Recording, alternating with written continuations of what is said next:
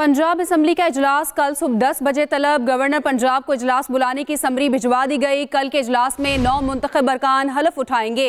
हलफ के बाद speaker Punjab assembly नए स्पीकर और डिप्टी स्पीकर के इंतखाब का शेड्यूल देंगे। कागजात फाइनल होने के बाद एक दिन के वक्फे से स्पीकर और डिप्टी स्पीकर का इंतखाब होगा। 9 मुंतखब स्पीकर वज़ीर आला पंजाब के इंतखाब का शेड्यूल जारी करेंगे। पंजाब असम्बली सेक्रेटेरिएट ने इजलास की तैयारियां शुरू कर दी हैं। इस बारे में आपको बता रहे हैं, पंजाब असम्बली का इजलास कल सुबह 10 बजे तलब। गवर्नर पंजाब को इजलास बुलाने की समरी भिजवा दी गई। कल के इजलास में 9 मुंतखब अरकान हलफ उठाएंगे। रहनुमा पीटीआई उमर अयूब इस वक्त मीडिया से बात कर रहे हैं। और जेल सुपरिटेंडेंट असद वड़ैच को फोन करवाया कि उमर अयूब को हर हालत में मिलना चाहिए। फिर भी असद वड़ैच ने कंटेम्प्ट ऑफ कोर्ट की है, नहीं मिलने दिया हमें। किस लिए? हीले बाने करके पाकिस्तान में नहीं मिलने दिया हमें। किस लिए?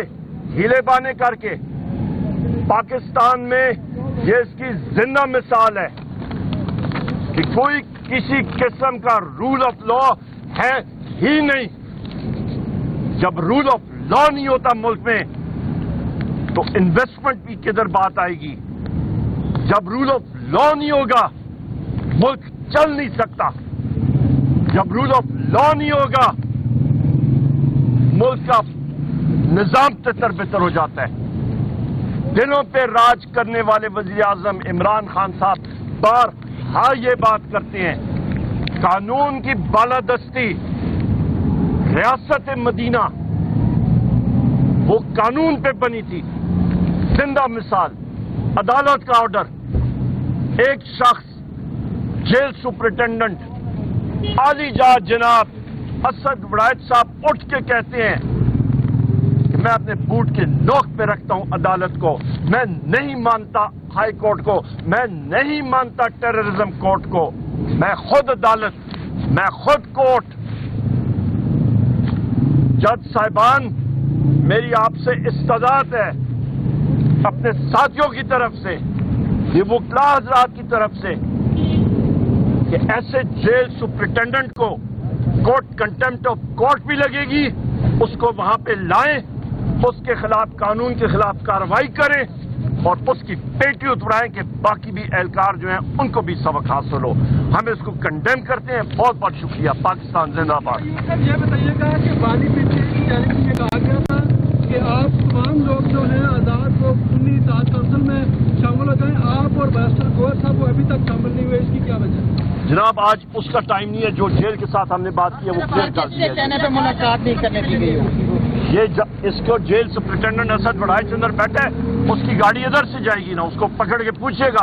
हेलीकॉप्टर पे खलाई शटल पे दौर से नहीं जाएगा ना, उसको पकड़ के पूछेगा, उसकी गाड़ी रोक के पूछे उसे कि किसके कहने पे आप ये क्यों कर रहे हैं, आपने अपने स्वाबदीदी इख्तियार किस तरह इस्तेमाल किए। और मैंने उससे कहा कि आके आंखें मिला के मुझसे बताए कि क्यों नहीं ये कंटेम्प्ट ऑफ कोर्ट क्यों कर रहा है, और भाग रहा है, वो अपने दफ्तर में कहीं पे बैठा हुआ है। बहुत शुक्रिया, थैंक यू। पीटीआई के रहनुमा उमर अयूब मीडिया से गुफ्तगू कर रहे थे। उनकी जानिब से कहा गया कि अडयाला जेल सुपरिटेंडेंट ने मुलाकात नहीं करने दी। उनकी जानिब से ये भी कहा गया कि अगर मुल्क में रूल ऑफ लॉ नहीं होगा तो मुल्क नहीं चलेगा। हमें मुलाकात करने के लिए इजाज़त नहीं दी गई। नून लीग पंजाब की पार्लिमानी पार्टी का दूसरा इजलास कल सुबह पंजाब असम्बली में तलब। पार्टी ज़राए के मुताबिक मरियम नवाज की तमाम नौमुंतखब अराकीन को सुबह 8 बजे पंजाब असम्बली पहुंचने की हिदायत। मरियम नवाज नून लीग की पार्लिमानी पार्टी के इजलास से खिताब करेंगी। नून लीग पंजाब की पार्लिमानी पार्टी का दूसरा इजलास कल सुबह पंजाब असम्बली में तलब कर लिया गया है। सिंध असम्बली का इजलास 24 फरवरी को सुबह 11 बजे तलब कर लिया गया। इजलास में 9 मुंतखब अराकीन अपने ओहदे का हल्फ लेंगे। स्पीकर और डिप्टी स्पीकर के इंतखाब का शेड्यूल भी जारी होने का इम्कान है। सिंध असेंबली का इजलास 24 फरवरी को सुबह 11 बजे तलब कर लिया गया है। इजलास में नौमुंतखब अरकान अपने ओहदे का हल्फ लेंगे। स्पीकर और डिप्टी स्पीकर के इंतखाब का शेड्यूल भी जारी होने का इम्कान है। सिंध असेंबली का इजलास 24 फरवरी को सुबह 11 बजे तलब किया गया है। इजलास में नौमुंतखब अरकान अपने ओहदे का हल्फ लेंगे। स्पीकर और डिप्टी स्पीकर के इंतखाब का शेड्यूल भी जारी होने का इम्कान है। आपको बताएं इस हवाले से कि सिंध असेंबली इजलास में नौमुंतखब अरकान अपने ओहदों का हल्फ उठाएंगे। स्पीकर और डिप्टी स्पीकर के इंतखाबात का शेड्यूल भी जारी होने का इम्कान है। सिंध असेंबली का इजलास 24 फरवरी को सुबह 11 बजे तलब कर लिया गया है। इजलास में नौमुंतखब अरकान अपने ओहदों का हल्फ लेंगे। वकास अहमद हमारे नुमाइंदे हमारे साथ मौजूद हैं, लेकिन उससे तफसील जानेंगे। इस हवाले से आपको बताएं कि सिंध असेंबली का इजलास 24 फरवरी को 11 बजे तलब कर लिया गया है।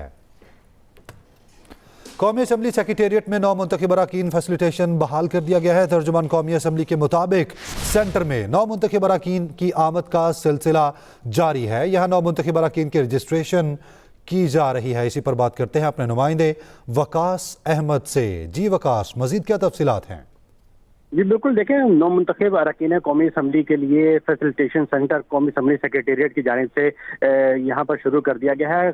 कौमी असम्बली सेक्रेटेरिएट जो फैसिलिटेशन सेंटर है वो कमेटी रूम नंबर 2 में कायम किया गया है, जिसमें तमाम अरकान असम्बली की रजिस्ट्रेशन का अमल भी शुरू कर दिया गया है, जहाँ पर उनकी तस्वीर भी ली जा रही है और उसके साथ साथ उनकी जो बायोडाटा है वो भी जो वो उसमें जो वो इंटर किया जा रहा है अपने सिस्टम में कि जितने भी नौमुंतखब अरकान हैं उनको जो वो नए कार्ड का इजरा किया जाएगा। तकरीबन 96 के करीब जो वो नए अरकान असम्बली हैं जो पहली दफ़ा इस पार्लियामेंट में कौमी असम्बली में यहाँ पर आ रहे हैं, तो उनकी सहूलत के लिए खुसूसी तौर पर फैसिलिटेशन सेंटर कायम किया गया है ताकि किसी भी मौके के ऊपर उन्हें किसी किस्म की जो वो मुश्किलात का सामना ना करना पड़े। इसके साथ साथ कौमी असम्बली इजलास बुलाने के लिए वज़ारत पार्लिमानी अमूर की जानिब से समरी सदर मुमलकत को अरसाल कर दी गई है, जिसमें 26 तारीख से लेकर 28 तारीख तक की जो तारीख हैं वो तजवीज़ की गई है कि कौमी असम्बली का इजलास बुलाया जाए। सदर मुमलकत की जानिब से जो इसकी हतमी मंजूरी आइंदा 2 रोज़ में दी जाएगी, जिसके बाद कौमी असम्बली का इजलास जो बुलाया जाएगा, जिसमें नौमुंतखब अरकान असम्बली से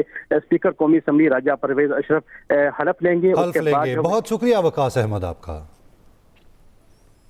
सिंध हाई कोर्ट का मुतालिका इदारे को मुल्क भर में इंटरनेट की बहाली यकीनी बनाने का हुक्म। सिंध हाई कोर्ट ने हुक्मनामे में कहा कि आवाम के सोशल मीडिया प्लेटफॉर्म्स तक कानून के मुताबिक रसाई यकीनी बनाई जाए। Chief justice Sindh high court का इंटरनेट की बंदिश पर इज़हार अफसोस, कहा ठोस वजूहत के बगैर इंटरनेट बंद नहीं होना चाहिए, ना ही स्पीड कम की जाए। इंटरनेट बंदिश की ठोस वजूहत पेश ना की तो मुतालिका हुकाम के खिलाफ कार्रवाई होगी।